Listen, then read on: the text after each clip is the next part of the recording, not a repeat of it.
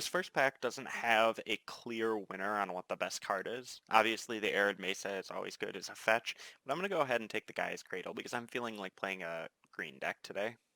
Pack 2 has this Show and Tell and a couple other good blue cards, but it also has this Woodfall Primus, which is a really good payoff for playing the Gaia's Cradle deck, so I'm going to go ahead and take that.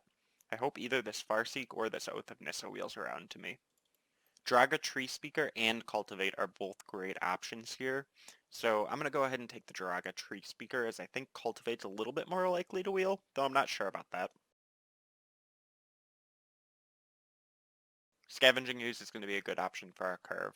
Although green's drying out in this first pack, I'm not sure if it's a coincidence or if it's an indication that other players are in green. Both Deranged Hermit and Through the Breach are good options here, as well as Dragon Lord Atarka. I'm going to take the Through the Breach because that effect only comes in the form of Through the Breach and Sneak Attack. So I think we could be a green-red cheat style deck. I don't love any of these options, but I'll take the Bone Crusher Giant as a shock and a mid-range creature. What you see here is two cards that are really good against aggro in Courser of Crucifix and Questing Beast, and then a card that's really good against control in Carnage Tyrant. So I'm going to take the Carnage Tyrant as it shores up one of my weaker matches. I would take this Talisman, but we're leaning into green-red, so I'm going to go ahead and take this Stomping Ground. Oath of Nissa is definitely a good wheel here.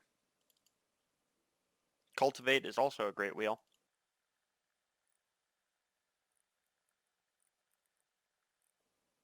In pack 2 we see the Sneak Attack, which is the better iteration of our Through the Breach that we already have. We also see some other cards for consideration, including this Talisman of Impulse, this Pelucranos, this Plow Under, and this Ulamog, as well as this Tireless Tracker and this Green Sun Zenith. There's a lot of cards in this pack for us, but I'm going to take what I think is the best one, and the one that will get snapped up as it wheels around this draft. I'm going to go ahead and take the Natural Order as probably the most powerful card. Survival of the Fittest is a close second, but this has the biggest chance to really do some damage. I'm going to hope that if anything, this Elvish Mystic wheels back around to me, or that possibly is Treetop Village.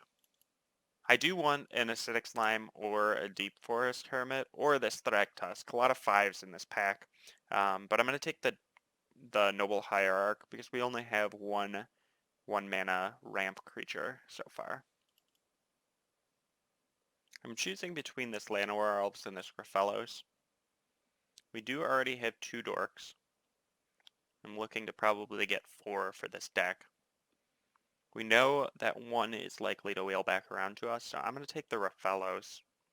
Choosing between this Wooded Foothills and this Sylvan Caryatid is a little bit of a difficult decision. I'm going to go ahead and take the Foothills as fixing. Wormcoiled Engine is definitely one of those cards that I want to cast out on 6.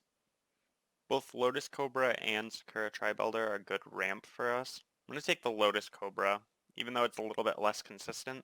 We do already have a fetch, so it could lead to some powerful plays. Ooh, I want both Primeval Titan and Hornet Queen for this deck. We do already have 2 6-mana creatures, and I like both of my 6-mana creatures more than I like Primeval Titan, so I'm going to take this Hornet Queen. We took a couple 2-drop ramp spells, so I'm going to take this Tireless Tracker as a mid-range creature. I'm a little surprised that Survival of the Fittest is still here, so I'm going to take that. The choice is between Acidic Slime and Mere Battle Sphere. We already have 4 top-end creatures, so I'm going to take the Acidic Slime for some more interaction. So our biggest needs heading into pack 3 are to pick up a couple iterations of Mana Dorks to fill out our mid-range so that we don't just die in the mid-game, and to pick up an additional big creature or 2.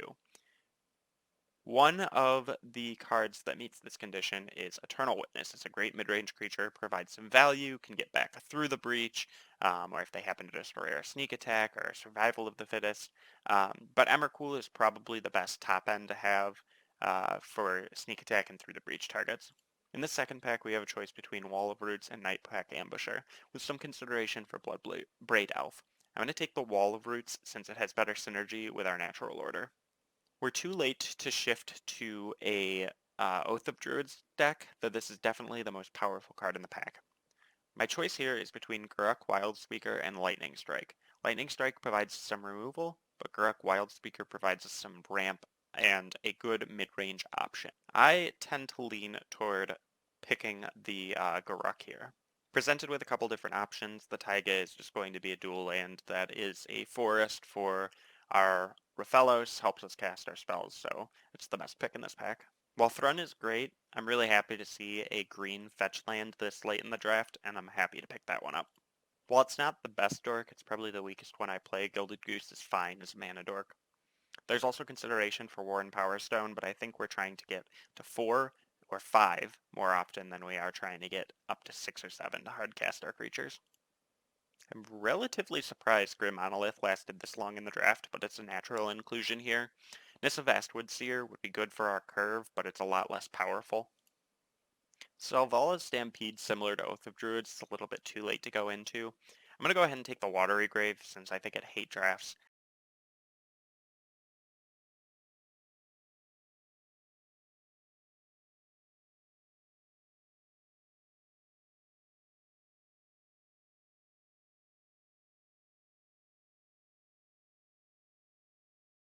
So this is the final configuration we ended up going with. Um, we didn't have too difficult a decision with our cuts. I cut out this Earthquake just because we're really creature heavy, the Nature's Chant because it's more of a sideboard card. Um, and I really think that's it. Also this Bone Crusher Giant, just because it was one of our weaker cards. So we are pretty combo heavy. We want to ramp out to 4 and then start churning out our large dudes. But we can also ramp up and cast our, our 4, 5, 6 mana creatures. So we have some good synergy with Survival of the Fittest, with Sneak Attack, with Natural Order, with this Through the Breach.